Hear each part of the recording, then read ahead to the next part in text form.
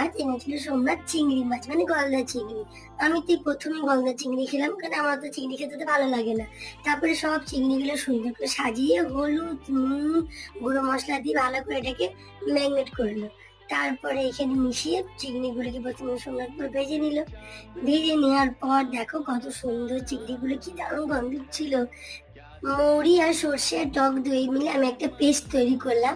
তো তারপরে দেখো এইদিকে সোমনাথ আর মেয়ে দুজনে মিলে খুব সুন্দর করে চিংড়ি মাছগুলো ভেজে নিই, তারপর এটা তুলে নিল। তুলে নেওয়ার পর একটা এখানে প্রথমে যেটা পেঁয়াজের পেস্ট বানিয়েছিলাম সেটাকে পেস্টটা দিল।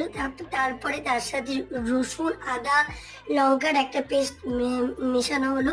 পেস্ট মেশানোর পর আমি যে টক দই আর সর্ষে দিয়ে তোমার যেটা পেস্ট বানিয়েছিলাম সেটা দিলাম। দেওয়ার পর এখানে তোমার ইচ্ছা করলে নারকেলের দুধ দিতে পারে, আমি এমনি দুধ দিলাম, আমাদের নারকেল ছিল না বলে। তারপরে চিংড়ি মাছগুলো দিয়ে দিলাম, কিছুতে কিছুতে ফুটিয়ে নেওয়ার পর একটু গরম মশলা দিয়ে